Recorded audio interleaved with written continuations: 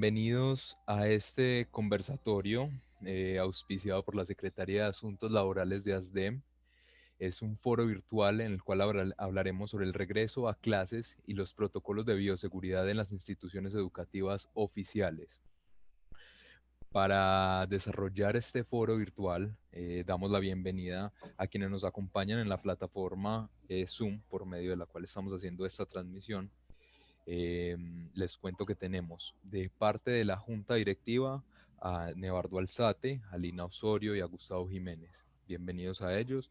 Y por parte de nuestros invitados tenemos por un lado a Gávez Darío Contento Salazar, quien es consultor en prevención de riesgos laborales, especialista en producción sostenible.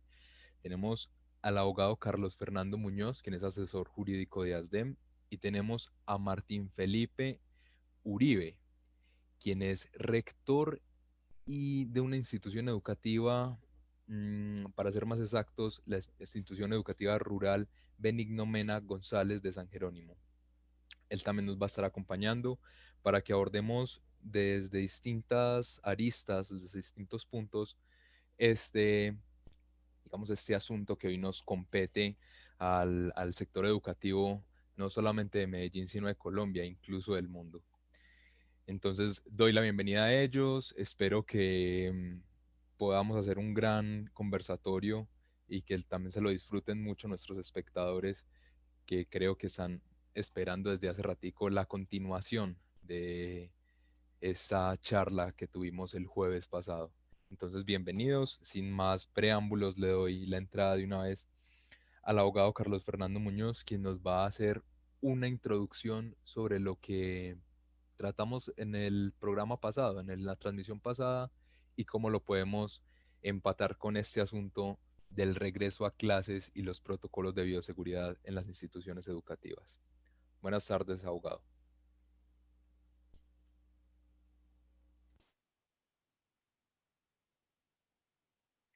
Buenas tardes a todos los compañeros de la mesa y a los docentes y a ASDEM y docentes en general que siguen nuestra transmisión. Hace 8 días, en un foro similar a este, estuvimos hablando sobre la salud y la seguridad en el trabajo de los educadores, encontrando que, para desgracia de los docentes, ellos propiamente no tienen una ARL que responda por su seguridad en el trabajo, y que la inmensa mayoría de la normatividad aplicable en riesgos laborales llega a los maestros solo por aplicación analógica, porque específico para los maestros, para su realidad laboral, realmente es poco lo que existe en el país, por no decir que nada. Y en esta realidad ocasionada por la pandemia del coronavirus, el confinamiento en casa y el tener que abordar las actividades laborales bajo la modalidad de trabajo en casa y teletrabajo, pues todavía más compleja es la situación en asuntos de riesgos laborales de los educadores. El asunto se nos agrava cuando, justamente en palabras de la ministra de Educación de hace 15 días atrás, nos despertaba con la feliz noticia, desde la óptica del gobierno, de que el 1 de agosto las instituciones educativas reabrirían el trabajo presencial bajo modelo alternativo. Unos estudiantes unos días, otros estudiantes otros días, con unas jornadas laborales especiales. Y nos anunciaba el ministerio que antes de esa fecha se expedirían unos protocolos de bioseguridad para asegurar reducir al mínimo las posibilidades de contagio por parte de profesores, personal administrativo y estudiantes de esas instituciones educativas que se reabrirían. De hecho, dijeron que decía la directiva 011, que en 5 días estarían expedidos esos protocolos para que las secretarías de educación territoriales procedieran a adoptarlos, haciendo los ajustes pertinentes a las realidades locales y a las realidades de sus instituciones educativas. Pasaron 5 días y ese protocolo todavía no ha sido pedido. Pero hoy encontramos la sorpresa que, por un lado, el municipio de Medellín expide una guía de medidas de seguridad al que pomposamente quiere llamar protocolos de bioseguridad para el retorno a clases en las instituciones educativas. Pero en cambio la ministra, en contravía de lo que nos había dicho hace 15 días, dice que nadie ha asegurado que el 1 de agosto se retorne a clase, que es todavía una medida que está en estudio y que toca analizar juiciosamente la evolución de las condiciones sanitarias del país. Y de eso se trata. Encontramos que la realidad de nuestro país es que día a día es mayor el número de contagiados y que en cambio nuestro sistema de salud carece de los elementos para atender un número mayor cada vez de infectados por coronavirus. Veamos, por ejemplo, la sorpresa que en el Amazonas unidades de cuidados intensivos no lo sabían y que cuando llegan se descubre que no hay dónde conectarlos. Y esa realidad del Amazonas, de la ciudad de Leticia, se repite en muchos lugares. Y entonces, ¿cuáles son las condiciones sanitarias de este país para enfrentar una pandemia que ya se ha cobrado más de 400,000 muertes en el mundo? Se trata entonces hoy, este foro, de analizar justamente el documento de la Secretaría de Educación de Medellín y de revisar la viabilidad o no de que las instituciones educativas reabran. Si sí están en condiciones de ofrecer condiciones que reduzcan al mínimo los riesgos de contagio de profesores, personal administrativo y fundamentalmente de estudiantes. Y en caso de que ello no sea así, ¿quién será el respondiente por los casos de infección que se detecten, que surjan a partir de esa reapertura de los colegios? Porque veíamos en las noticias que en otros países donde se reabrieron las instituciones educativas, rápidamente hubo que volver a cerrarlas porque el nivel de contagio se disparó. De ello daba cuenta Francia, de ello daba cuenta Corea, de ello daba cuenta Alemania. Y tal parece que nuestros gobernantes no aprenden de las experiencias ajenas. Pero en todo caso, esa es la temática que vamos a tratar hoy. El documento de la Secretaría de Educación de Medellín y la conveniencia o no de la reapertura de nuestras instituciones educativas. Bienvenidos entonces todos los que siguen esta transmisión.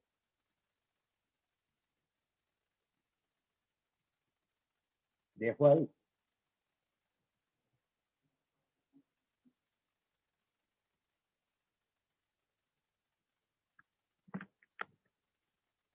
Muchísimas gracias, abogado Carlos Fernando. Precisamente de eso veníamos hablando en el encuentro pasado y creo que la conclusión a la que llegamos es que incluso con la charla que tuvimos esta mañana de la jornada de protesta virtual es que no hay condiciones de bioseguridad ni tampoco condiciones que garanticen realmente que los estudiantes vayan a tener un entorno, digamos, agradable o garantizado para que no hayan contagios. Y ya vimos, como usted bien lo mencionaba, ejemplos de Francia, ejemplos de Corea del Sur, ejemplos de otros países que han tenido, digamos, una condición más favorable entre lo económico, pero que les toca echar para atrás con todas estas medidas porque no hay forma. Yo quiero invitar a Gávez para que por favor nos cuente sobre ese protocolo de bioseguridad que ahorita tras bambalinas decíamos que se trata más de una guía.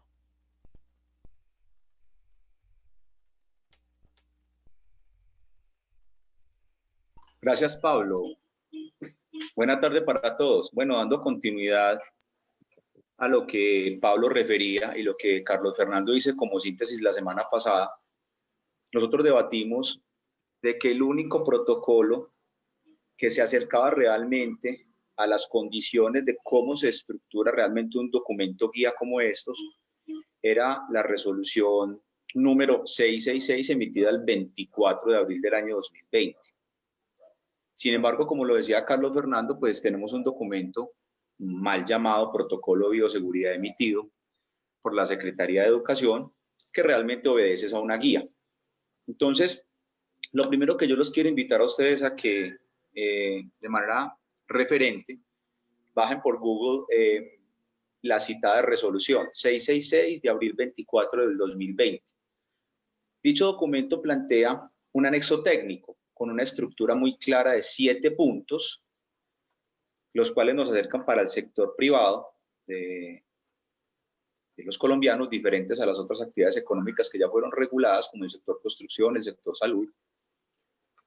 Y este anexo técnico de la resolución 666 tiene una estructura muy clara de lo que debe de tener o lo que obedece a un protocolo de bioseguridad. Si yo cruzo la información de ese anexo técnico de la resolución 666 con el documento emitido por la Secretaría de Educación de Medellín, pues me encuentro que lógicamente hay unos grandes vacíos en la estructura de un contenido al detalle y riguroso para un protocolo en el sector educación. Este manejo de este documento, voy a hablar ahora sí específicamente del emitido por la Secretaría de Educación. Este documento, hay muchas maneras de analizarlo, porque cuando leemos numerales como el 5, donde hace referencia a los horarios, específicamente el numeral 5.1, donde cita cuáles van a ser las propuestas de horario distintas a los horarios que normalmente se manejaban en el sector educativo, se plantean 3 jornadas. Entonces, lo primero que yo planteo es, dentro del concepto de accidente de trabajo, para nuestros docentes, la cobertura de primera mano para un accidente de trabajo implicaría estar dentro de esos 3 rangos de horarios. Es decir, de 7 de la mañana a 11 de la mañana, de 12:30 del mediodía a 4:30 de la tarde y de 6 de la tarde a 9 de la noche. Nosotros en la sesión de la semana pasada planteamos de manera muy clara para todos nuestros conectados de qué era y qué no era accidente de trabajo en el contexto de lo que es la norma del sector educativo. Pero dada esta circunstancia, es lógico que aplica el concepto de accidente de trabajo por causa o con ocasión, dentro de lo que es la teoría de lo que dice la norma sobre el concepto de accidente de trabajo planteado en la Ley 1562 en el artículo 3. Entonces, si vamos a delimitar un poco lo que plantea la jornada académica, cruzándolo con el rol de la actividad docente, lo primero que diría yo es que el concepto de accidente de trabajo se estaría limitando exclusivamente a esas 3 jornadas, 7 a 11, 12:30, 4:30 y 6, 9 de la noche. ¿Cómo está el concepto de accidente de trabajo frente a los docentes que no están en ninguna de esas 3 jornadas, sino que debido a sus restricciones, que la cita el numeral 8 de esta guía, están haciendo el trabajo en casa, más no teletrabajo, que también fue un tema que planteamos la semana pasada dentro del conversatorio que tuvimos? Entonces, es la primera inquietud que me surge respecto a la contextualización realmente de este documento. Lo segundo tiene que ver con esa estructura que plantea la guía sobre medidas pedagógicas, planteando unos grupos. Y ellos plantean un blended learning y lo plantean hablando del concepto de pico y grado y de pico y género. La pregunta que yo hago es, detrás de esa presunta planeación de la capacidad operativa de cada institución educativa, realmente haciendo un pico y grado y un pico y género, yo sí garantizo, como lo dice el literal B del documento, en el numeral 5.2, yo sí estoy garantizando realmente el 75% máximo de capacidad total de la población matriculada. Me parece que es un tema que es de poner en contexto para cada uno de los rectores en sus respectivas instituciones académicas. Porque entonces ahí es donde decimos que conceptualmente no nos estamos enfrentando a un protocolo, sino a una guía de cómo elaborar un protocolo. Entonces yo diría, reforzando lo que dice Carlos Fernando, que el ministerio y particularmente las alocuciones que hace la ministra, lo único que hacen es acercarnos realmente a lo que está pasando en términos de el quehacer real, en términos de las realidades que se deben de tener para cada institución académica. O sea, estas guías y los protocolos inclusive, como el que ustedes encuentran en la 666, no obedecen al contexto real de cada actividad docente y de cada actividad educativa puerta adentro en cada institución. Entonces, a mí me parece muy importante que hagamos una tarea muy concienzuda de que aquí lo que tenemos es una parte introductoria para prepararnos. ¿En cuántos meses? Yo también apoyo la misma posición cronológica. Para 1 de agosto no estamos preparados con toda esta estructura. Porque entonces vuelvo y pregunto, ¿qué pasa con esa capacidad operativa que se tendría en cada una de las instituciones y que la citan con el pico y grado y con el pico y género? La gran pregunta es, ¿esto realmente sí aplica o no aplica? Otro elemento que se plantea es en el numeral 6. Ojo, es muy distinto desde el punto de vista técnico el concepto de limpieza al concepto de desinfección. Eso técnicamente son dos cosas completamente distintas. Inclusive los expertos a nivel de bioseguridad en protocolos intrahospitalarios, es muy claro que el protocolo de limpieza, si no se hace correctamente, cuando usted va a hacer el protocolo de desinfección, no está haciendo nada. Usted no puede desinfectar una superficie que no está previamente bien aseada, limpia. Entonces, en ese orden de ideas, yo también planteo, venga, ¿qué está pasando en función de limpieza y cómo va a ser realmente la limpieza en cada institución educativa para después de la limpieza hacer una respectiva desinfección? Porque, ojo, desde el punto de vista epidemiológico, está comprobado que los restos que se van generando del COVID-19 cuando se asentan ciertos tipos de superficies tienen unos tiempos de permanencia o de latencia. Y donde más permanece, desafortunadamente, es en las estructuras metálicas y específicamente en las de acero inoxidable. Y si ustedes cruzan lo que les acabo de decir con las infraestructura locativa de nuestras instituciones académicas, lógicamente todos los pasamanos están hechos de metal. No sé en qué institución educativa del área metropolitana un pasamanos esté hecho de madera. Creo que sería típico. Entonces empiece solamente por el tema de los pasamanos, sin contar con el tema de los pisos, sin contar con el tema de las superficies como los tableros, como los escritorios mismos, no solamente en los que se sientan los docentes mirándolo desde el riesgo laboral del docente, sino los pupitres donde se sientan los alumnos. Entonces me parece que ese concepto de limpieza y desinfección también está quedando corto como lo citan y hay que ponerlo en contexto. Luego doy continuidad con el numeral 7. El numeral 7 también cita unas normas biosanitarias en función de esos terceros, de esos elementos claves que hay alrededor de la dinámica diaria de la institución educativa, como lo son las cafeterías y los servicios escolares. Entonces me parece que ahí hay mucha tela para cortar, señores. Luego cito el tema de las restricciones.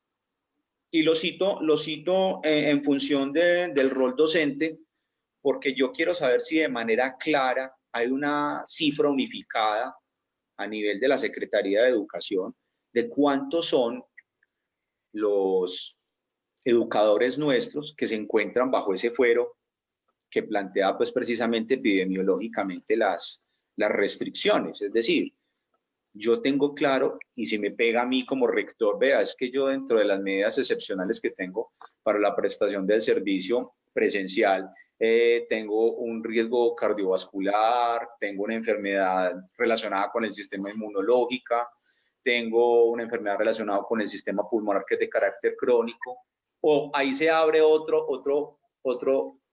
otra caja de Pandora con el tema de otras enfermedades crónicas predisponentes y otras condiciones patológicas de riesgo. Entonces, yo pregunto, si yo me enfrento como rector a la disponibilidad que tengo realmente de mi gente y le resto los docentes que tengo con esas restricciones que por ende dentro del numeral 8 no los puedo incluir, ¿cómo vengo y cruzo eso con el cumplimiento de la disponibilidad docente que tengo para cumplir el pico y grado y el pico y género? O sea, eso generaría un efecto dominó completamente en la disponibilidad y realmente en el recurso que tengo puesto en la institución académica.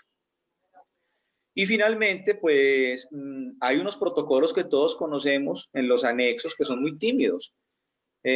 Hablan de un lavado de manos y de un uso de tapabocas como una medida preventiva, que inclusive la misma Organización Mundial de la Salud plantea que las únicas estrategias que hasta el momento a nivel mundial han sido realmente asertivas han sido el aislamiento, el lavado de manos y el uso de tapabocas. Entonces mi pregunta es, ¿de dónde salen los recursos económicos para dotar de manera permanente esos tapabocas y la cantidad de gel, o llámelo usted jabón, que se va a utilizar en cada baño o en cada institución educativa para mantener la disponibilidad de la asepsia que le corresponde no solamente a nuestros docentes, sino en general a toda la población estudiantil?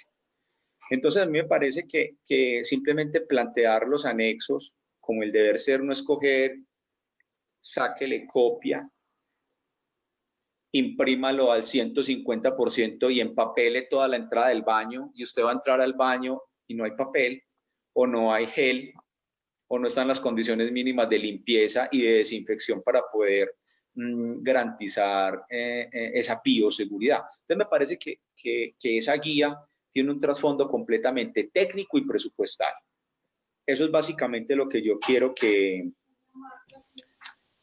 planteemos como debate. Ya son las 4 de la tarde y 50 minutos. Como debate, porque me parece que son los ejes en los cuales se debe de poner realmente en contexto un protocolo de bioseguridad y donde entran, como lo hablábamos la semana pasada, donde entran a mover y a activar el pensar cómo documentaríamos esos protocolos y cómo los pondríamos en contexto, tanto los comités paritarios de salud y seguridad en el trabajo como el rector de cada institución educativa como capitán de cada uno de esos barcos. Es un trabajo que implica análisis y donde también nos podemos acercar retomando la resolución 666 del 24 de abril del 2020, emitida por el Ministerio de Trabajo, para efectos de tener un referente por lo menos técnico más asertivo sobre el contenido real de un protocolo de bioseguridad, porque repetimos, hasta el momento la Secretaría de Educación de Medellín o específicamente el Ministerio de Educación no se ha pronunciado con el deber del rigor técnico que se requiere en el momento. Básicamente eso es lo que quería como aportar sobre esos puntos y abrimos el debate. ¿Qué opinan al respecto? Gracias a todos. Bueno, muchísimas gracias, Gávez. Yo antes de darle la palabra al abogado Carlos Fernando Muñoz, yo quisiera saludar a toda la gente que ahora mismo nos ve en Facebook. Tenemos cerca de 88 espectadores en vivo. Y hay una docente, que es la docente Ruda Amparo, que dice que durante todo el tiempo que ella ha estado trabajando, por ejemplo, y hablando del papel higiénico, que es un tema como esencial, que ella no ha visto que haya papel higiénico en los planteles educativos, pues mucho menos habrán estos protocolos de seguridad o estos implementos que garanticen la desinfección y la limpieza, de, hablando en términos de bioseguridad. De pronto, Carlos Fernando quiera decir algo al respecto.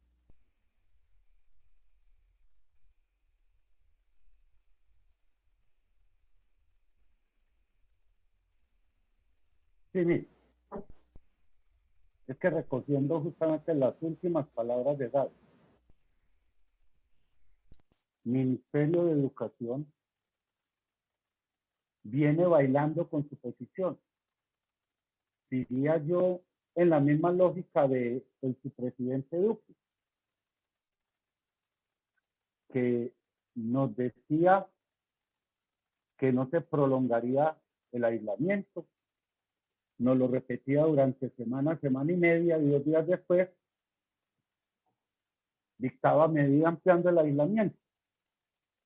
Creo yo que el ministerio está jugando exactamente a lo mismo, a medir la reacción de los actores educativos frente a sus palabras de reapertura de las instituciones educativas. Lo lanza como idea al aire a medir la reacción de la gente. Si la gente no reacciona, si la gente no protesta, entonces reabriremos el 1 de agosto. Pero si la gente empieza a cuestionar, si la gente empieza a reclamar dónde están los protocolos de bioseguridad, entonces el ministerio se echa para atrás y dice que ellos no han asegurado que reabriremos el 1 de agosto. Y entre tanto, en vez de aplicarse juiciosamente a la tarea de establecer esos protocolos prometidos, lo que se dedica es a medir la reacción de la gente en redes y en encuestas. Protocolos de bioseguridad que, entre otras cosas, por muy rigurosos que se establezcan, toca defenderlos a la realidad de nuestras instituciones educativas. Podrán aplicarse. Podrá pedirse a estudiantes de preescolar, primero y segundo, necesitados de afecto, que no se abracen unos a otros después de no verse durante 12 meses. Podrán los presupuestos de nuestras instituciones educativas, no obstante las anunciadas transferencias, que hasta ahora no han llegado. Podrán los presupuestos de nuestras instituciones educativas asegurar la dotación de elementos de bioprotección, como lo ordena, por ejemplo, este intento de protocolo del municipio de Medellín. Porque el documento del municipio de Medellín dice muy claro, corresponde a los empleadores, en este caso ya la propia Secretaría de Educación, a través de las instituciones educativas, el suministro de todos los elementos de bioseguridad. Y entonces para los maestros había que proveer tapabocas, pero no un tapabocas. Si el docente va a estar hablando durante 4 horas, de 7 a 11, con toda seguridad a la media hora, 40 minutos de estar hablando de tapabocas, está en FAO. Y dice la resolución 0666 que cuando el tapabocas se humedezca toca cambiarlo por otro. Podrán nuestras instituciones suministrar diariamente 2, 3, 4 tapabocas para los docentes que se sometan al proceso del regreso a clase. Podrán las instituciones proveer guantes, podrán las instituciones proveer gel, jabón, toallas de papel para todo el conjunto de la población estudiantil. Yo creo que no. Pero en todo caso, llama la atención que el municipio de Medellín se anticipe a lo que debe ser la tarea del Ministerio de Educación Nacional. Pareciera que en Antioquia quisiéramos apostar carrera a demostrar quién es el que está más dispuesto a atender los deseos del ministerio. Pareciera que Antioquia y Medellín quisieran jugar en la carrera a ser los primeros que se disponen para el regreso a clase. Así como en algunas instituciones educativas encuentra uno que algunos los maestros, los que quieren jugar a ser los primeros que regresen cuando ellos mismos reclaman que se regrese a clase. Obviamente, en algunas instituciones, no en la generalidad. En eso concuerdo con Gaby. ¿Tendremos cómo suministrar todos esos elementos? Yo creo que no. Si no hemos podido suministrar adecuadamente el papel higiénico, difícilmente vamos a poder suministrar los elementos de bioseguridad necesarios y los elementos de limpieza y desinfección necesarios para evitar la propagación de coronavirus entre nuestros estudiantes. Pero llama también la atención. Y me pregunto, ¿y con qué docentes vamos a hacer el regreso? El regreso a clase. Porque si nos atenemos al documento, que no protocolos de bioseguridad del municipio de Medellín, en su numeral 8 nos dice que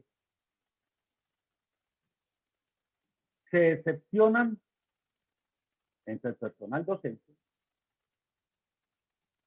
del regreso a clases los que sufren enfermedades cardiovasculares, cardiopatías en tratamiento, hipertensión arterial, diabetes, etc. 2, enfermedades que afecten el sistema inmunológico, entre ellos VIH, cáncer activo en remisión, enfermedades autoinmunes, etcétera, etcétera, etcétera. 3, enfermedades pulmonares crónicas, asma, sistema pulmonar, bronquitis crónica, fibrosis quística, secuelas pulmonares obstructivas, pulmón único, tuberculosis. 4, otras enfermedades crónicas predisponibles, insuficiencia renal crónica, cirrosis hepática, infección por hepatitis B o C, etc. 5, condiciones de salud no patológicas de riesgo. Entre ellos, los servidores y contratistas con edad igual o mayor a 60 años o embarazo para estudiantes o embarazos y estudiantes menores de 6 años de edad. Ya esa descripción nos retira del regreso a clases a un número importante de docentes. Solo los mayores de 60 años son un buen porcentaje de los educadores regidos por el 2277, un buen porcentaje que diría yo, mayorías absolutas de esos educadores que suman cerca del 45% de los educadores activos actualmente en Colombia. Pero si esto fuera poco, toca también retirar, lo dice el mismo documento de la Secretaría de Educación de Medellín, a otras personas que por su condición especial no deben estar en la institución educativa. Y leo, cuidador único o indelegable con hijos desescolarizados menores de 6 años. Cuidador único o indelegable con familiar mayor de 70 años. Cuidador único o indelegable con familiares de alto riesgo de complicación por COVID-19. O sea, familiares que sufran enfermedades crónicas predisponibles, enfermedades pulmonares, enfermedades del sistema inmunológico y enfermedades cardiovasculares. Cuidador único o indelegable con familiar declarado en interdicción. 5, personas con dificultades para el transporte porque vivan fuera del área metropolitana. Ya eso empieza a sumar más gente. Y entonces uno puede encontrar que en algunas instituciones educativas el 40 o el 50% de los docentes no van a poder regresar o porque son mayores de 60 o porque sufren enfermedades crónicas que los colocan en especial riesgo o porque se suman a esta lista de personas que, pese a no tener alto riesgo, su especial condición hace no recomendable su regreso a la institución educativa. Entonces, ¿con cuáles docentes vamos a trabajar? Todo indica entonces que estamos ante un regreso a las instituciones educativas bien caótico. Y eso que la ministra creyó hace 2 semanas que era mamey, las críticas, las censuras, los cuestionamientos, las ideas de distintos sectores empiezan a mostrarle que no es tan fácil. Y que además de darse el regreso en unas condiciones no adecuadas, será el Estado, en principio la entidad territorial, en principio el primer respondiente que sería el rector de la institución educativa, pero en solidaridad sería la nación, los respondientes por las demandas que se generaran en caso de que el contagio nos disparara a partir del regreso a las instituciones educativas. Entonces todo parece indicar que bien complejo está que se cumpla el anuncio de la ministra de hace 2 semanas de poder regresar a clases bajo la modalidad de alternancia a partir del 1 de agosto. Bien complejo. Eso sin mirar las posibilidades, como lo decía Galvez, desde el punto de vista de asepsia, de limpieza y desinfección. Si lo miramos desde ese punto de vista, bien complejo. Y si lo miramos desde el punto de vista de los docentes y desde el punto de vista de los estudiantes, todavía más complejo. Todo indica entonces que el 1 de agosto no podremos regresar. Y toca decir que corresponde a las organizaciones de maestros decirle a la ministra que no respaldamos su medida del regreso a clases el 1 de agosto y que la hacemos responsable de lo que ocurra con nuestros docentes en virtud de ese regreso a clases. Toca decirle a la ministra que ella no puede llamar a los docentes a que se suiciden, porque lo que ordena la Constitución es que las autoridades están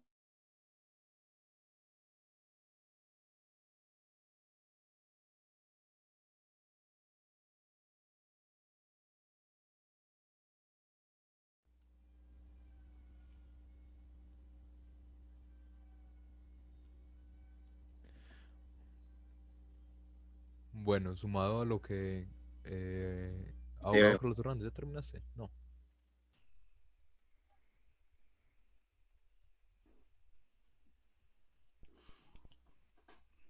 Hola, hola. ¿Me escuchas, abogado Carlos Hernández? Sí, señor, lo estoy escuchando, pero Listo. dije que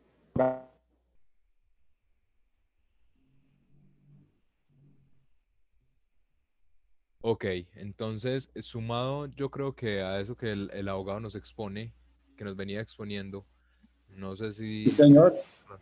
Sí, ¿Aló? sí, sí, sí, te escuchamos, Carlos. ¿aló? Sí, señor, yo finalicé mi intervención, o fue que no se escuchó. Lo perdimos por un momentico, doctor. Vamos. Correcto, muy bien. Pues yo dejo ahí por ahora. Listo, perfecto. Importante Muchísimas que los gracias, otros abogado. compañeros de la mesa también se pongan sus ideas. Antes de continuar y darle la palabra a Gávez, Gustavo Jiménez tenía una intervención por hacernos y es que antes de darle paso a todo esto, quería como agregarle algo a lo que decía el abogado Carlos Fernando, y es que esta mañana también quedó como en evidencia que no solamente se trata de los protocolos de bioseguridad que se puedan dar en las instituciones educativas, sino que una docente nos preguntaba cómo va a ser el transporte de los niños. Es decir, qué protocolos existen para que los niños se transporten y lleguen sanos o a salvo a las instituciones educativas. Y ahí se nos empieza a enredar un poquito más la cuerda, yo creo. Secretario Gustavo Jiménez, le cedo la palabra. Muy buenas tardes para todos los que nos siguen por este medio, también a Gávez, a Carlos Fernando y a Martín Felipe y a los compañeros de la Junta Directiva. Muy buenas tardes.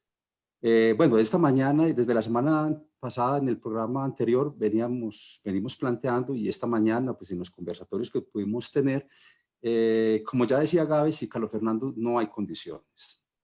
La experiencia que hemos tenido desde ASDEN, desde el recorrido a las instituciones educativas, desde el trabajo de seguridad y salud en el trabajo, observamos que no hay condiciones para eso.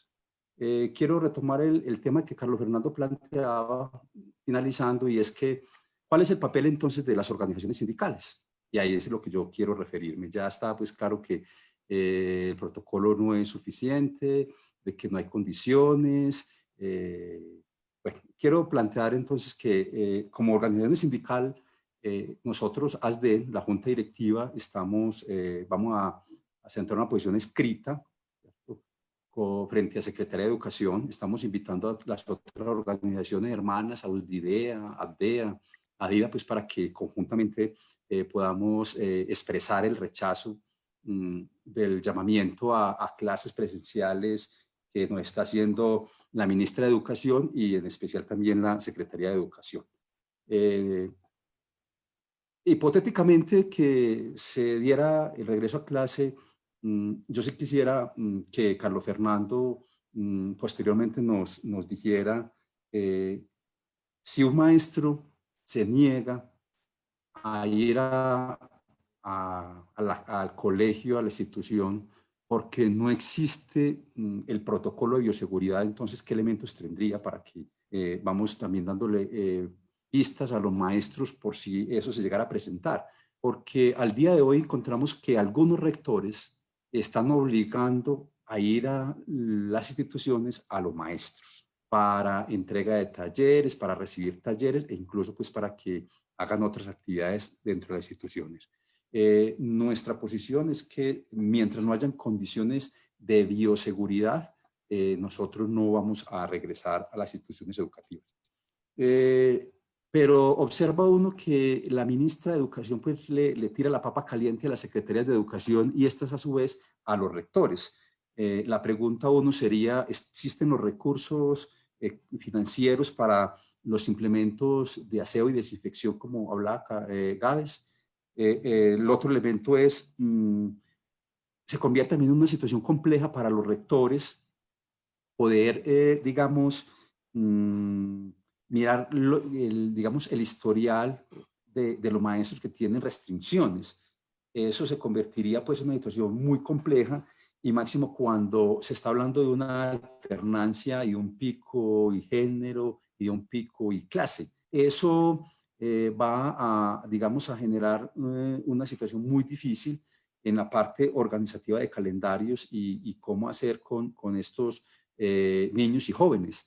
Pero también sabemos que la capacidad instalada de los colegios y de las aulas de clase y los mismos espacios exteriores no permiten incluso un número mayor de 10, 12 estudiantes. Fuera de eso, la necesidad, por ejemplo, de controlar a los niños, porque el mismo protocolo es muy claro donde responsabiliza a los maestros del personal que está a su cargo. Estamos hablando de los estudiantes, de padres de familia o acudientes que eventualmente llegaran a la institución.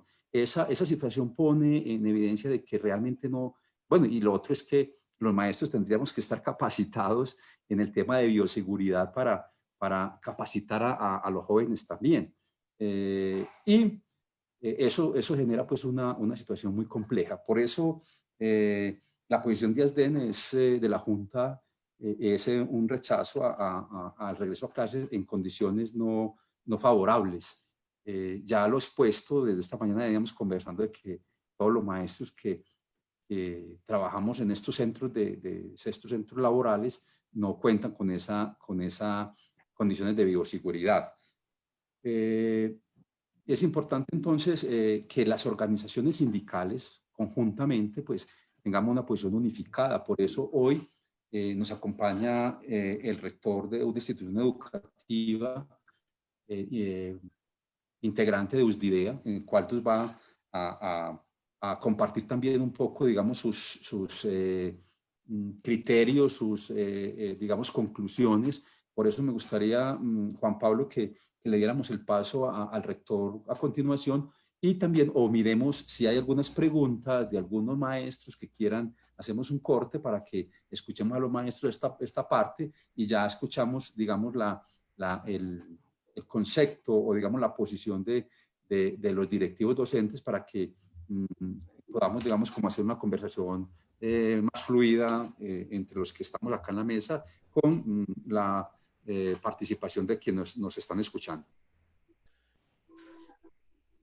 Bueno, Gustavo, yo creería que desde la parte de las redes sociales y más en Facebook, pues se ha notado mucho esa voz yo creo que es de unisonancia, van en una sola dirección, y es que realmente no hay las condiciones para volver a clases, que no existen realmente un protocolo, que en la infraestructura de las instituciones educativas no es tan apropiada, incluso para el número de estudiantes que hoy tenemos en las instituciones educativas de Medellín.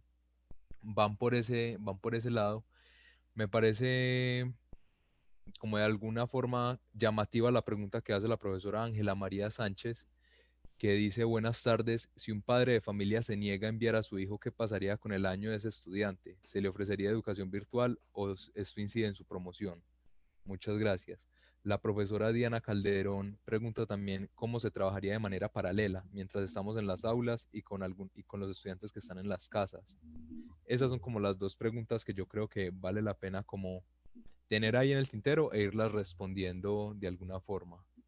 A mí sí me parece pertinente darle la palabra al rector Martín Felipe Uribe, porque hablando exactamente de las organizaciones sindicales y de las agremiaciones de directivos docentes, de rectores, él es quien está acá pues hablándonos si hay recursos o cómo se ve incluso desde la perspectiva de la agremiación a la que él pertenece.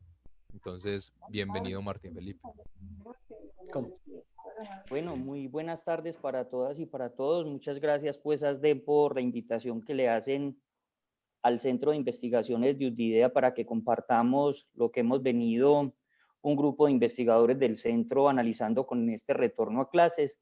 Yo quiero contarles que la posición de USDIDEA es un respaldo total a lo que han decidido todas las organizaciones sindicales del departamento y de Colombia, especialmente FENDIDO, que es la Federación Nacional de Directivos Docentes que agrupa todas las filiales sindicales de directivos del país.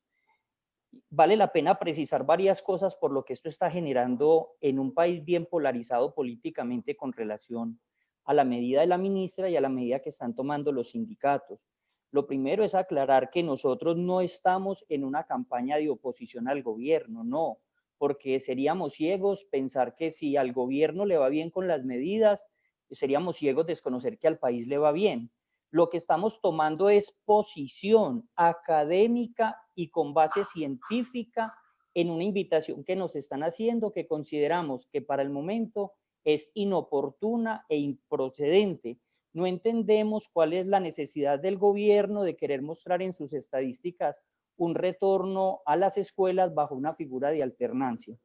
Lo segundo es rescatar el papel que están haciendo directivos docentes y docentes en este tiempo de pandemia por llevar un proceso educativo a las casas, y es importante aclarar que en una sociedad inequitativa y excluyente no podemos generar el término de educación virtual, porque realmente no se está ofreciendo un proceso de educación virtual porque Colombia es muy diversa y nos parece a nosotros como Unión Sindical que una de las cosas que le ha faltado a todo este proceso es contextualizar la realidad de cada una de las sedes de las instituciones educativas. Entonces estamos en una defensa por la vida, pero también es un derecho a la educación y una educación de calidad, así sea en medio de la contingencia. Nos parece que más importante que atender a los deseos políticos de determinados sectores, tenemos que escuchar a los expertos epidemiólogos, que ellos han dado luces claras frente a cómo es que nos debemos estar cuidando. Y como lo decían ahorita, empezando el foro, es importante mirar lo que está pasando en otros países cuando pretenden acelerar esta realidad.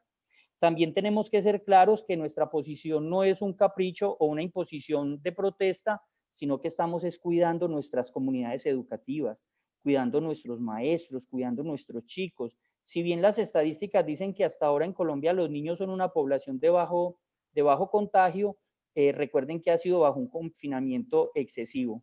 Queremos dejar sobre el tapete unas preguntas que serían bien interesantes y bueno, recuperemos cuál es el papel verdadero de la escuela. El papel verdadero de la escuela es un papel pedagógico, de aprendizajes, o es un papel de seguridad y de compromisos políticos.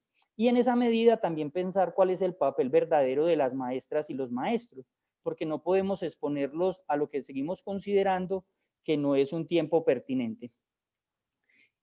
Han habido muchos atropellos a través de las redes sociales, por lo que las filiales sindicales han hecho su posición al respecto, pero vale la pena que tengan en cuenta que los medios son muy corticos, entonces nuestros representantes no tienen la oportunidad que tenemos nosotros en este medio de poder expresar por qué nos oponemos tan concretamente. Entonces simplemente cogen una frasecita, decimos que no, no a la clase, no al aula, entonces eso lo vuelven todo un show mediático, pero detrás de toda esa posición hay un sustento. Nosotros en el Centro de Investigaciones, un grupo de investigadores, como les decía ahorita, hemos venido analizando el regreso a las clases y tenemos que encontrar 3 elementos fundamentales que tienen que sustentar ese hecho. El primero son las condiciones estructurales. ¿Qué está pasando al interior de nuestras familias? ¿Qué está pasando al interior de nuestras comunidades y qué pasa al interior de las instituciones con relación a lo que implica un protocolo de bioseguridad y un regreso seguro? Eso es lo primero. Nosotros no estamos diciendo que no queremos regresar a seguir nuestras clases, a continuarlas en las aulas de clase, sino que estamos diciendo que queremos volver, pero cuando hayan unas condiciones de seguridad que garanticen que no va a haber un contagio. Y ahorita abordaremos 12 puntos que consideramos nosotros cruciales y uno dice, bueno, estructuralmente el sistema sí está para que los chicos vuelvan y vamos a descubrir que todavía no tenemos las condiciones estructurales. El otro factor que hay que analizar son los factores culturales. Ustedes se alcanzan a imaginar, los que nos siguen en las redes, por ejemplo, qué pasaría teniendo niños de preescolar o niños de sexto, niños de tercero o de noveno o de 11, todos los días con una careta en el colegio. O sea, culturalmente nosotros no somos así. Culturalmente no estamos para decirle a nuestros chicos no toquen, no se compartan, conserven 1 metro, 1,5 metros, 2 metros. O sea, hay algo cultural en nosotros que hay que analizarlo primero y ahí necesitamos el apoyo de los padres de familia para que esas medidas empiecen a implementar primero desde la casa antes de llegar al colegio a trabajarlas, porque difícilmente un niño que en su casa no haya vivido las condiciones de bioseguridad va a poderlas trabajar en la casa. Y el otro elemento son las condiciones ya directas del servicio. Realmente sí estamos hoy en capacidad de garantizar las medidas de contingencia que nos pide, por ejemplo, la Organización Mundial de la Salud, la UNICEF y otros organismos institucionales. Y si estamos en esa condición de prestación del servicio ya en las aulas, de garantizar un acceso a una educación con calidad. Entonces, con este panorama que es multidimensional, nosotros hemos identificado primero que es fundamental, y respondo una pregunta que hay en el chat en Facebook, es importante que se haga, y lo dice la Organización Mundial de la Salud, no es porque lo diga Usvidea, no. La Organización Mundial de la Salud le invita a los gobernantes a que escuchen y den participación a sus comunidades para que ellos compartan lo que sienten frente al COVID y en este caso concreto, el regreso a las clases.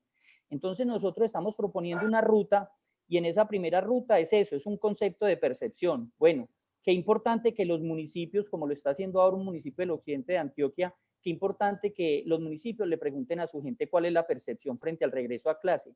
Pero no es preguntar, digan sí o no y critiquen, no. Objetivamente la Organización Mundial de la Salud ha dicho, estas son las condiciones en las que pueden regresar, entonces prioricen de esas porque usted dice que sí, pero si usted dice que no en la percepción, la Organización Mundial de la Salud también les dice, mire, si no van a regresar es por estas condiciones, prioricen ahí. Y al final preguntarle a la gente, bueno, en este eventual regreso a las aulas, que les cuento compañeros que ya la ministra dijo que no era a partir del 2 de agosto, sino que agosto era para empezar a mirar las medidas, ya no era para volver a las aulas, sino para mirar las medidas, esto se sigue dilatando. En un eventual regreso a las aulas, ¿qué diría la familia? ¿Prefiere que su chico vaya o que su chico siga siendo atendido desde la distancia? ¿Cuáles serían rápidamente los elementos? Mire, nosotros estamos proponiendo que se haga una caracterización por sede, no por institución, porque ahora tenemos en Antioquia y en Colombia instituciones que tienen 4 o 5 sedes, pero también pueden tener 17, 18 sedes y todas salidas del contexto. Entonces nosotros estamos diciendo que cojan un simple archivo de Excel. Al momento hemos definido 65 ítems para evaluar de manera dicotómica, escriba sí o no, cumple o no cumple, así de elemental, solo esos dos factores. Y con relación a esas 12 componentes grandes que están repartidos en esas 65 categorías, el protocolo le va a decir si su nivel de desempeño de seguridad, analizando los riesgos y la protección, si usted tiene un nivel de seguridad nulo, leve, medio, moderado o alto. Entonces, no es decir al capricho que no vamos a volver porque no queremos. ¿Cuáles son los 12 componentes? Mire, primero, tenemos que analizar lo que es el impacto de la infraestructura escolar, que ya algunos de los panelistas lo han hablado. Realmente no tenemos las condiciones en todas las sedes educativas para volver a la presencialidad. Eso implicaría analizar esa infraestructura desde la familia, desde lo social, porque recuerden que los chicos salen de sus casas y tienen que llegar al colegio, pero también al interior de las instituciones. ¿Cuál sería el segundo componente? El impacto de la movilidad. ¿Cómo se está moviendo la comunidad ahorita? Si se están guardando los protocolos de bioseguridad. ¿Cómo sería esa movilidad al llegar al colegio? ¿Por qué? Porque es que la movilidad me va a permitir a mí garantizar si realmente somos municipios no COVID o barrios no COVID o veredas no COVID. En una vereda, como por ejemplo San Sebastián de Palmitas, en Medellín, donde hay una buseta urbana que está pasando por ese sector que ahora es no COVID, pero pasa frecuentemente porque obviamente la gente necesita transportarse, ahí no hay ninguna garantía que el COVID no llegue a esa vereda, entonces la movilidad es importante. El tercer elemento es qué tanto conocimiento tenemos del COVID y qué tanto trabajo interinstitucional tenemos. Porque venga, la decisión empezó tomando el ministerio en marzo. Algunos rectores dijimos no y desobediencia civil en marzo porque eso era un abrupto. Pero resulta que hoy la responsabilidad ya no es del ministerio, sino que la responsabilidad es de los rectores y de los alcaldes en los municipios. El cuarto componente que nosotros planteamos que hay que analizar muy bien son los recursos con los que cuenta la escuela en el marco de la reconfiguración que hay que hacer, porque la escuela no volverá en la alternancia bajo las mismas medidas que se fue, tiene que llegar con unas medidas diferentes. El quinto elemento es, bueno, ¿quién va a supervisar esas medidas? Porque eso es importante, nosotros tenemos dificultades de personal ahora para atender todo lo que están planteando en los protocolos. El sexto elemento es todo lo que tiene que ver con el bienestar escolar, la protección y la seguridad de alumnos y maestros. Ahí está incluido cómo se manejará la alimentación, la seguridad alimentaria, el transporte escolar, la enfermería o los primeros auxilios, las prácticas de seguridad docente, los servicios de protección al menor, los recursos humanos. El séptimo elemento es muy vital y es la participación de los padres de familia y de la comunidad en los protocolos de bioseguridad, porque esos protocolos no los pueden armar los rectores solos o los maestros solos, sino que los tienen que hacer de manera participativa. El octavo elemento son las medidas que tienen que ver con la comunidad educativa, todo lo que hemos hablado de las medidas de bioseguridad, la desinfección del calzado, la sensibilización de las medidas, el lavado frecuente de las manos, la higiene respiratoria, bueno, todo lo que hay que mirar con relación al protocolo. El noveno elemento es el blindaje de las instituciones. Ahí nosotros los rectores queremos hacer un énfasis muy especial porque en caso de un contagio, ¿quiénes son los primeros responsables? Ya lo dijo el abogado, serán los directivos docentes y ellos transmitirán al municipio y después a la Secretaría de Educación. Entonces, muchas veces, por terminar haciendo bonito, terminamos haciendo feo. El décimo elemento que vale la pena mirar es la continuidad del proceso formativo con lo que mal llaman educación virtual. No, estamos hablando de una educación desde casa o unos aprendizajes a distancia. Algunos son unos privilegiados que tienen internet y pueden disfrutar de eso. Yo les cuento que en mi colegio solo el 23% de la población tiene acceso al internet. El 11º elemento que hay que analizar tiene que ver con las responsabilidades en el proceso. ¿Cuáles van a ser las responsabilidades de la familia? ¿Cuáles las del colegio? ¿Cuáles las del municipio? ¿Cuáles las del departamento? ¿Y cuáles las del Ministerio de Educación? Y el último elemento que consideramos que es importante que se mire en esa caracterización es todo el componente educativo.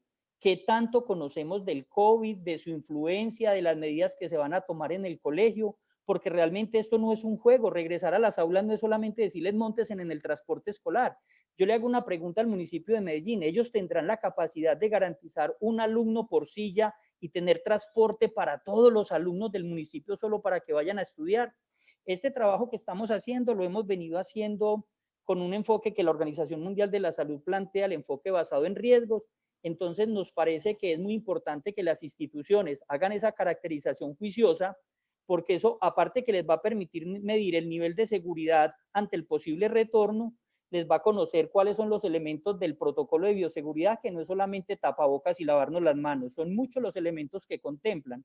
Con base en ese protocolo ya saben qué les falta y qué tienen, y entonces empiecen a gestionar los directivos docentes, si la administración municipal va a poner recursos, si el departamento va a poner recursos o el MEN va a poner recursos para hacer las adecuaciones, y ahí sí volver a aplicar la caracterización, y si ya les da un nivel de seguridad bueno o seguro, ahí sí puedan hacer la convocatoria. Y quedan muchas preguntas como las que nos hacen en la red. ¿Qué va a pasar si una familia dice que no quiere mandar su hijo? Tranquila señora, que nosotros en el servicio educativo les vamos a seguir ofreciendo el servicio en casa y su hijo debe cumplir correctamente con lo que se les está pidiendo ahí. Y una última cosita que me parece importante. Venga, directivos, docentes y maestros, no nos pongamos de graciosos. No nos pongamos de graciosos, que a veces por graciosos y por querer ser precoces y ser proactivos y ser pioneros, terminamos extralimitándonos en las funciones. En estos momentos, ningún maestro debe estar yendo a las sedes. Ningún directivo docente, salvo por algo de emergencia, debe estar yendo a las sedes. Debemos estar garantizando nuestro trabajo en casa. Yo les hago una pregunta. Uno muchas veces de buena fe hace muchas cosas. El día que uno se vea involucrado en una investigación ante un riesgo de COVID por una de estas decisiones, ¿cree que la buena fe le va a hacer pagar el abogado que necesite?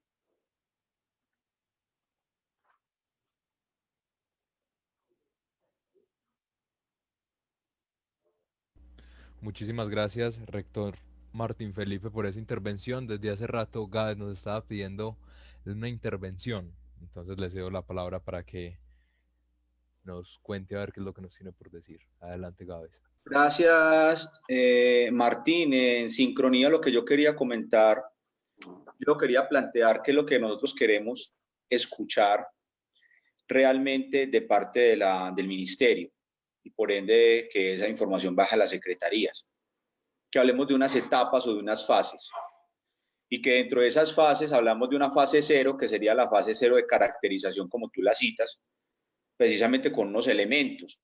Tú ya pones en la mesa 12 elementos que están alineados con los criterios de la OMS sobre el análisis de riesgo, que finalmente me da a mí un ranqueo si puedo o no puedo activar el servicio educativo. Eso me parece muy válido. Hablar de esa fase 0, que partiendo de esa fase 0 vamos a una fase 1, que es prepararnos. Y voy para una fase 2 que es muy importante, que es la fase de verificación.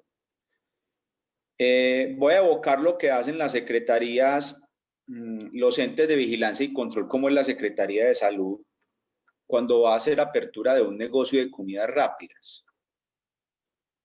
Usted envía toda la información, hace el trámite administrativo, a usted un funcionario de la Secretaría de Salud, de Vigilancia y Control, lo visita y le da un sticker donde le colocan a usted una especie de semáforo con un código verde o con un código amarillo, donde le dicen de que su negocio de comidas rápidas está siendo, tiene un visto bueno para poder operar, ¿sí? Nosotros aspiraríamos a que en esa etapa 2 de verificación, algún actor a nivel del Estado haga ese rol. ¿Qué diría yo dentro de la práctica de estos 20 años de experiencia en riesgos laborales? Que lo hiciera la ARL, pero es que no tenemos ARL.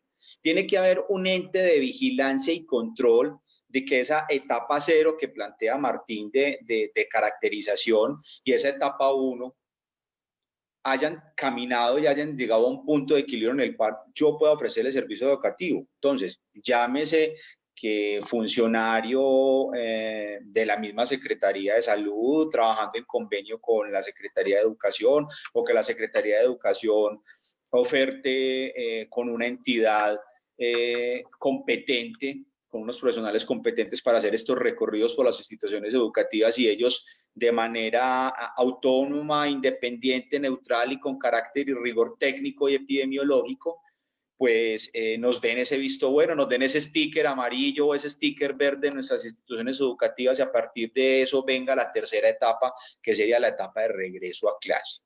Pienso que es parte de lo que es el deber ser, porque eso nos acerca realmente a una buena práctica y una práctica segura para realmente un regreso a clase. Ese era mi aporte. Gracias.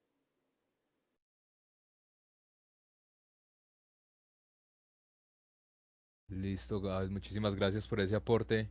De pronto, el secretario Gustavo tiene algo por compartirnos respecto a todo lo que hemos hablado. Juan, miremos qué inquietudes hay de los que nos siguen en redes y tratamos como de darle respuesta a inquietudes que ellos tengan y ya posteriormente continuamos. Listo, perfecto. Dice, por ejemplo, una profe, Lady Cartagena, ¿qué sucede con aquellos docentes del escalafón 1A que nos han descontado el subsidio de transporte cuando en este tiempo estamos poniendo al servicio nuestras herramientas y los servicios para la conectividad que han aumentado? Esa es como, digamos, una de las dudas que más me parecen como apropiadas en este momento responder, y que no sé si le damos viabilidad ya o Sí, le damos la palabra a Carlos Fernando, que desde hace rato nos la está pidiendo también. damos la palabra a Carlos. Listo, entonces abogado, bien pueda.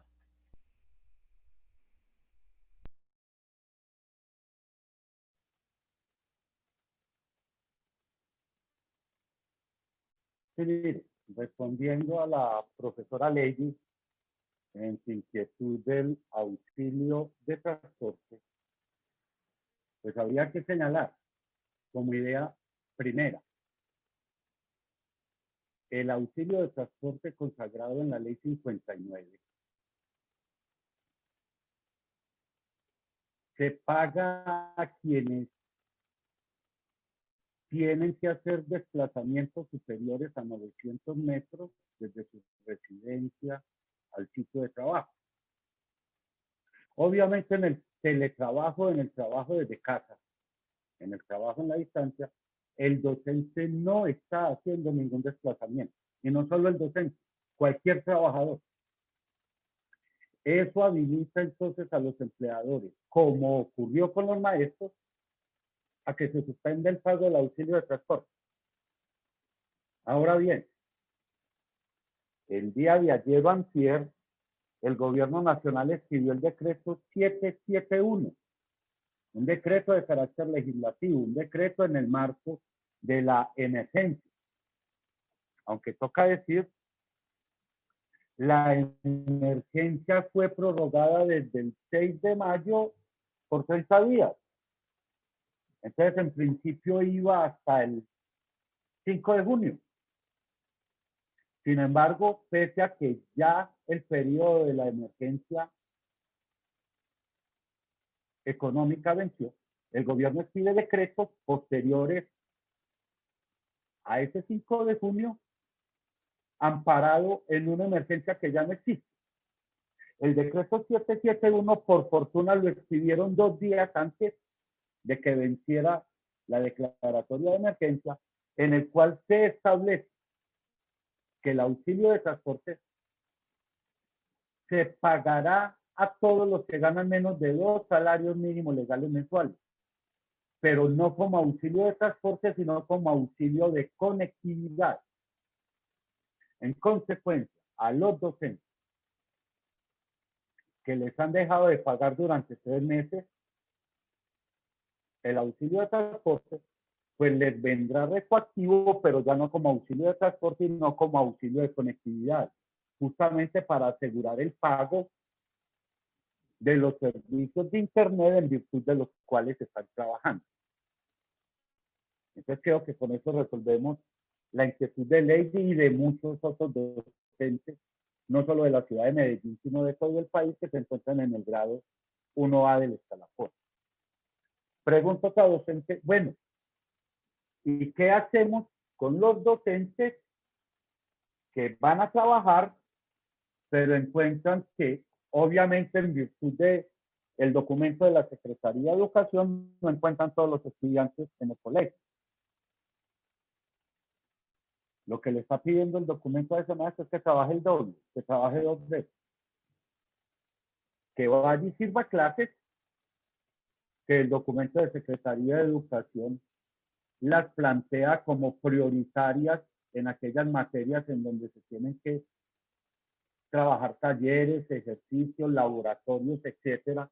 Entonces, al parecer, el regreso a clases será para matemáticas, física, química, al parecer, según dice el documento, y no para artística, educación física, ética, religión. Me pregunto si para social. Yo no tengo talleres que resolver en social. Pero en todo caso, los maestros llegarán al colegio y encontrarán la mitad de sus estudiantes, según dice este documento, porque será por pico y género. Y aunque las mujeres son un poquito más, la diferencia estadística no es muy grande. El docente llegará a su colegio, encontrará la mitad de sus estudiantes, digamos, los varones. A eso les dictará clase. Y lo que se queda esperando el gobierno es que para esos que no fueron a clase, sea las muchachas, monte trabajo en la distancia, monte teletrabajo para las clases de ellas. Entonces nos van a pedir trabaje 2 veces, como si ya no fuera suficiente el trabajo que se tiene con el teletrabajo, que todos los estudios denuncian que bajo esta modalidad el maestro termina trabajando mucho más tiempo. Fernando. Con eso creo que le damos respuesta ya. Nos van a pedir que trabaje 2 veces. Finalmente, habría que decir, para responder una pregunta que formulaba ahora Gustavo, el gobierno no puede exigir ni a los padres que envíen sus muchachos, ni al maestro le puede exigir que concurra al colegio. Si el maestro encuentra que no hay suficientes medidas de bioseguridad, que concurriendo al colegio expone su vida, el maestro perfectamente puede negar. ¿Por qué el Estado no puede exigirle que se suicide? Dejo ahí.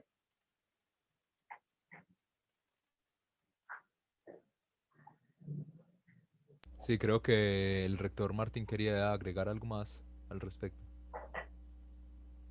Sí, yo quería decir algo con relación Cedo la palabra a a otro los compañero de la mesa documentos. que quiera aportar algo más. De alguna manera comparto de alguna manera lo que han dicho de que no sé si estén cerca a protocolos, dejémoslos en unos documentos informativos, pero ¿cuál es el problema? Se carece de tanta objetividad en esos documentos que habla de porcentajes. Entonces yo les pregunto, en una escuela que son 4 niños, el 25% es 1, ¿eso sería la presencialidad? Porque no es lo mismo hablar de porcentajes en un colegio con 300 estudiantes repartidos en 10 sedes que hablar de un colegio que en una sola sede tiene 2.000. Entonces, mire lo poco objetivos de los documentos que están saliendo. Si tomaran en cuenta otros documentos que están saliendo en países, esos países no hablan de porcentajes, esos países dicen por metro cuadrado deben haber tantos niños. Entonces, maestro, usted sabe medir un metro cuadrado, vaya, mida su salón. De acuerdo a ese salón, elabore el protocolo de acuerdo al contexto. Entonces, por eso nosotros insistimos que es muy importante conocer el contexto, porque pareciera que los que elaboran los documentos están sentados en escritorios y no conocen que Medellín, Antioquia y Colombia son tan diversas en sus escuelas y en sus realidades que ellos plantean, por ejemplo, que es importante que cuando los niños lleguen a las escuelas se quiten la mascarita, pongan la máscara nueva, metan la vieja en una bolsa roja que se destapará en una caneca con pie porque es la condición de bioseguridad, y se lavará las manos, cuando muchas veces ni siquiera tienen lavamanos. Entonces, es para complementar lo que decía Fernando de la importancia de que se analicen muy bien de acuerdo a las realidades de cada sede y a los contextos particulares, más que a lo que dicen las normas, porque a veces las normas no son claras. Perfecto, totalmente de acuerdo con esa posición.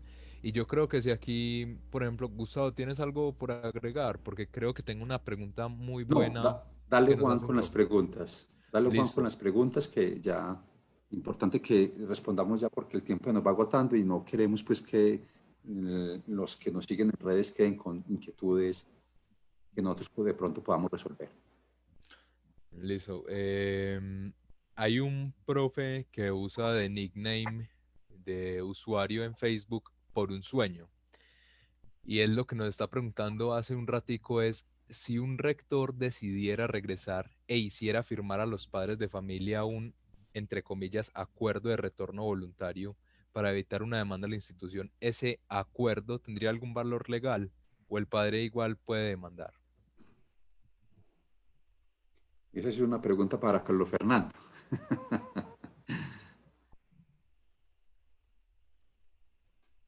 Pero podríamos decirlo que como rectores la respuesta es clara. La autoridad del rector no está por encima de la norma y no estamos autorizados en el momento a que retornemos, ni rectores, ni maestros, ni alumnos, ni comunidades a nuestras instituciones.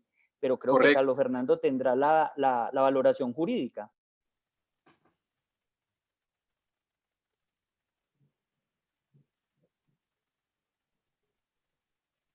Sí, mire,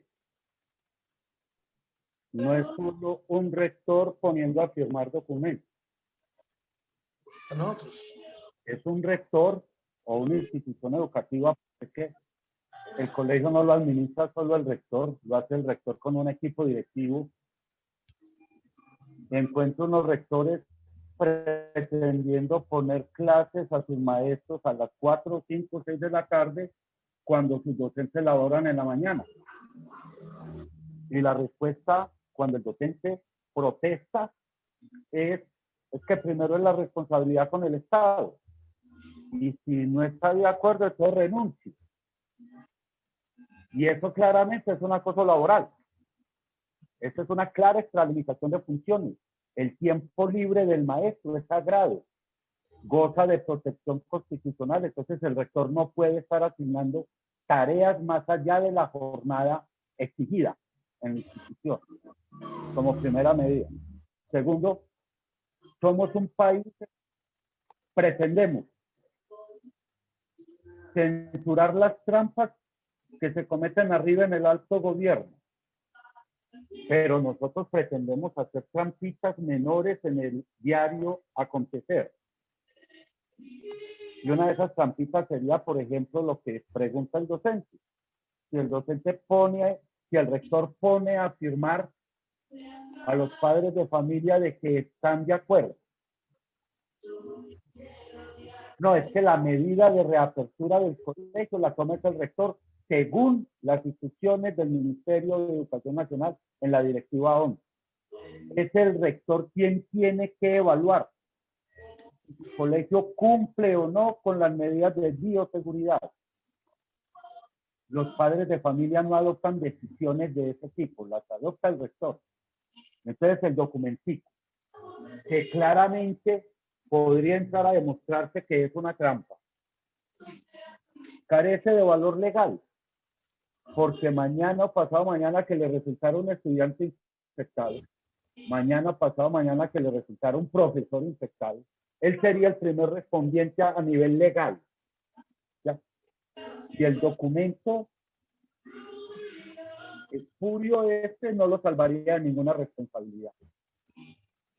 Pero, insisto, somos una sociedad amiga de censurar la triquiñuela en las altas esferas, pero nosotros queremos en el diario acontecer hacer trampitas mil.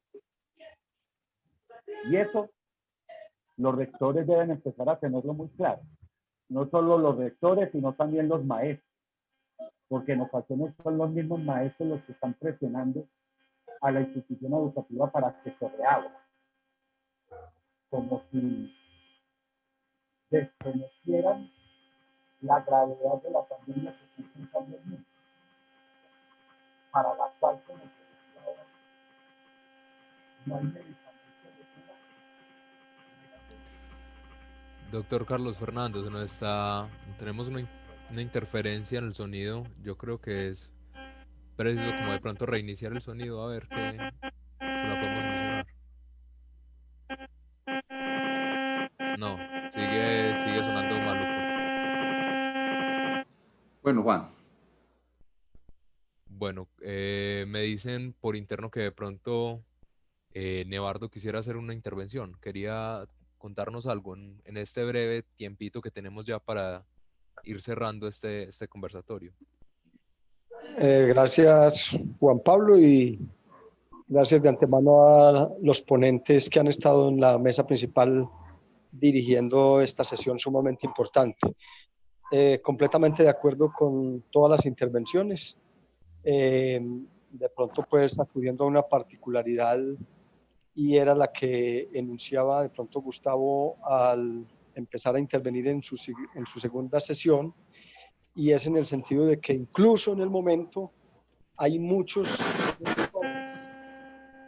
que pretenden estar llamando a cualquier momento a los profes a que hagan presencialidad a entregar determinados objetos como el PAE, o incluso una institución educativa de la que me hicieron conocer que llamó a entregar notas presenciales, que lo distribuyeron durante el día en varios horarios y esto y lo demás allá, pero es un llamado precisamente a eso, que si nosotros mismos como maestros facilitamos la tarea al rector a que nos esté convocando, pues entonces va a ser la manera de que va a buscar el gobierno para irnos llevando a todos a las instituciones educativas.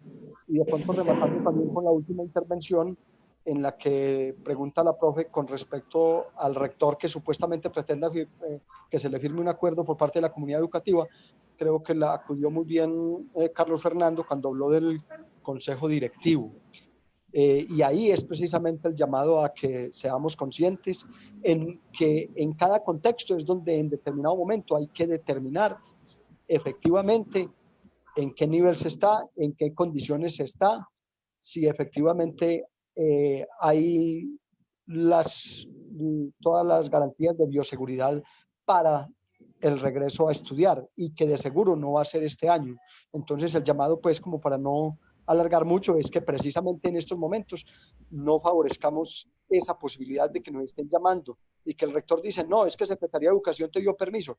Hey, eso no es tan cierto. A ver dónde está el protocolo de bioseguridad que ya la institución educativa presentó ante la Secretaría de Educación para que permita que esas tareas se den.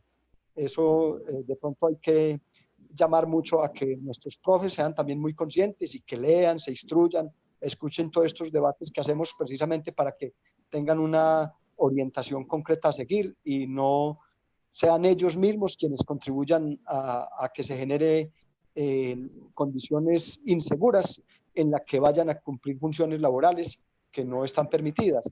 Y otro elemento que también quería acotar es que, por ejemplo, la misma plataforma esta de Medellín Te Cuida, las personas que se registran allí deben reportar efectivamente en su casa con quienes conviven, en qué estado de salud están y si hay personas vulnerables, y efectivamente las reporta. Ya ese es un hecho suficiente y claro para que el profesor o la persona a la que la están llamando a que asista, o el rector que quiere que X o Y persona haga presencia en la institucionalidad. No, es que yo no solo me cuido a mí, sino que tengo que cuidar a mi familia, tengo que cuidar a mis compañeros, a mis alumnos. Sería un riesgo que atenta contra mi vida y contra la salud de mi misma familia y del mismo estudiantado. Entonces, acotar en ese aspecto. Muchísimas gracias, Nevardo. Yo les voy a proponer, nos queda muy poquito tiempo, cerca de 6 minuticos, pero les voy a proponer un ejercicio muy rápido para concluir y cerrar este conversatorio que ha tenido 2 partes. El ejercicio es el siguiente. En cerca de 2 minuticos, desde el área de cada uno, es decir, desde el área de Gávez, hablándonos del protocolo de bioseguridad, desde el área de Gustavo, desde la formación sindical o desde la gremiación sindical, desde el lado del abogado Carlos Fernando y del rector Martín, que nos cuenten en 2 minutos cuál es la conclusión que se haría de este gran conversatorio que desarrollamos en 2 sesiones. Con eso finalizamos y damos también el abrebocas, la invitación para que escuchen este programa, que lo vamos a estar transmitiendo por radio, para que vuelvan a ver el video, queda en Facebook grabado. Si tienen alguna duda, que nos escriban a asdem@asdem.org.co, que allí pues les podemos dar respuesta a todas sus inquietudes. Quiero iniciar entonces en estos 2 minuticos de conclusión con Gávez. Gracias, Juan. Bueno, retomando lo que acaba de decir Nevardo, estoy completamente de acuerdo que en este escenario cronológico no regresamos durante el año 2020 a clases. Es decir, tenemos, señores, 5 meses para validar las fases que le planteo. Me parece un aporte bastante importante el que hizo Martín. Yo diría que hablábamos de una fase 0 de caracterización, hablaríamos de una fase 1 de preparación, una fase 2 de verificación y una fase 3 de regreso. Entonces pienso que en estos 5 meses tenemos trabajo para desarrollar y agotar esas 4 fases de 0 a 3 que nos van a permitir para el primer mes del año 2021 arrancar realmente bajo protocolos de bioseguridad. Gracias a todos. Muchísimas gracias, Gávez. Yo creo que vamos con el abogado Carlos Fernando. Sí, coincido con Gávez. El ministerio debe entender que el 2020 fue un año especial, un año académico de emergencia, que el año entrante debe llegarse a llenar muchos de los vacíos que le quedan a los estudiantes del trabajo académico de este año. Y ante la realidad no solo mundial, sino la realidad colombiana de el haberse disparado el número de contagios, no es desde ningún punto de vista conveniente que el 1 de agosto ni el 1 de septiembre el país esté regresando a la educación presencial.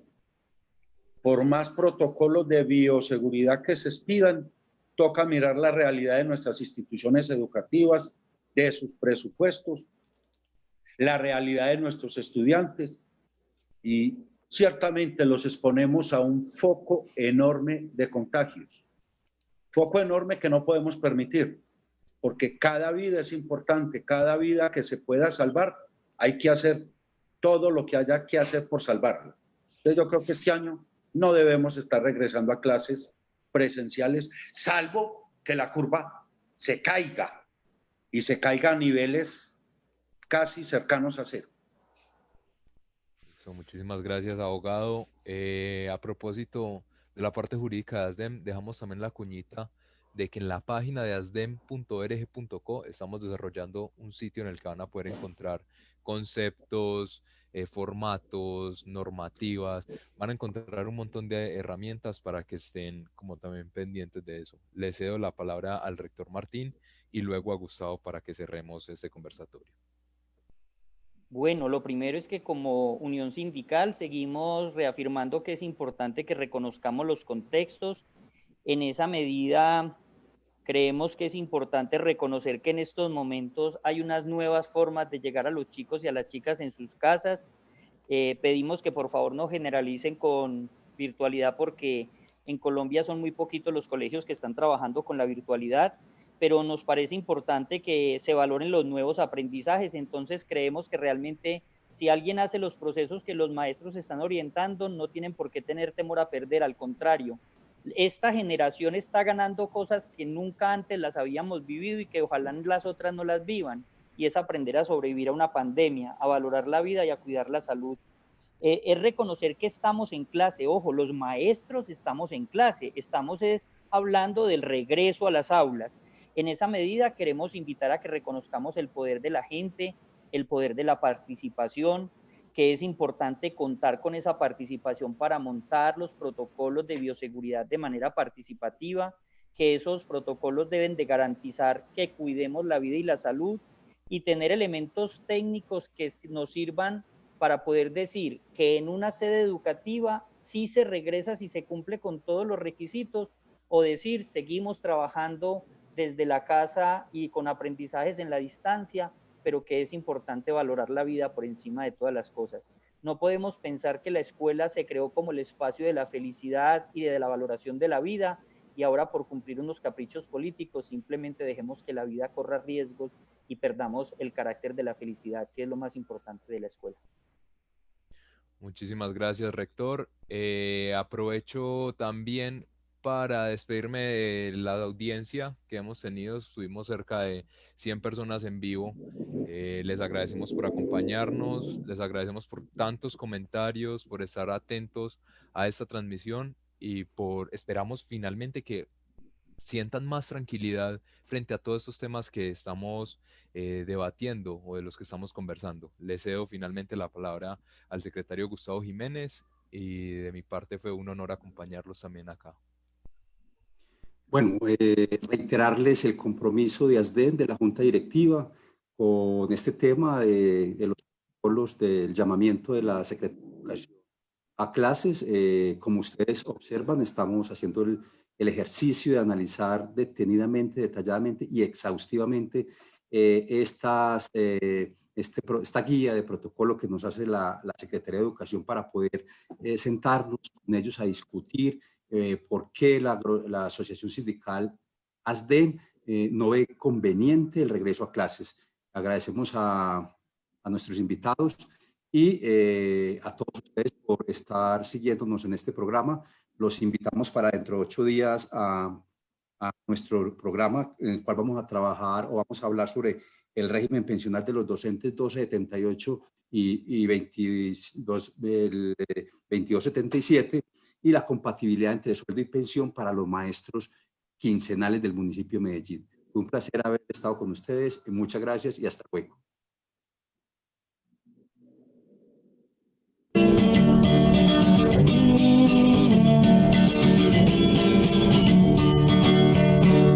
Es una cuestión, Aurelio, que yo te voy a explicar. ¿Por qué no voy a mandar a mis hijas para el colegio? ¿Por qué no voy a mandar a mis hijas para el colegio? Dime quién va a controlar a esos niños allá adentro. ¿Qué distancia guardarán si se la pasan corriendo? ¿Qué distancia guardarán si se la pasan corriendo? Ve, presidente, yo no te voy a hacer caso, que fuera un año de atraso, que una muerte inminente. A ti te interesa hacer dinero, que surja ya la economía. No cuentes con las hijas mías, que ya no van al matadero. A ti te interesa hacer dinero, que surja ya la economía. No cuentes con las hijas mías, que ya no van al matadero, que ya no van al matadero.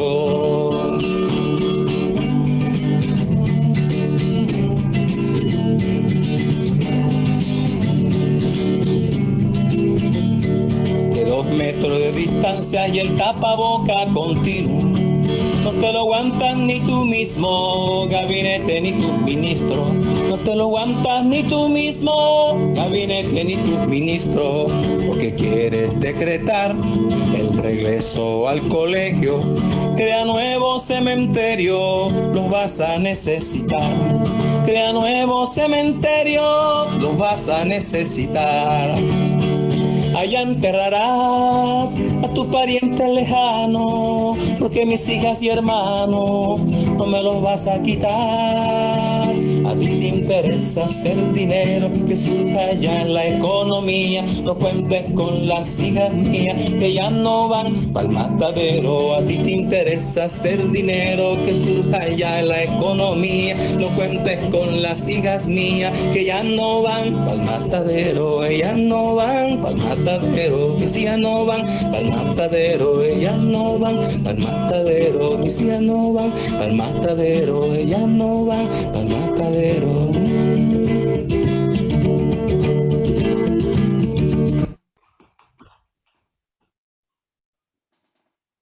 Hola, Lina.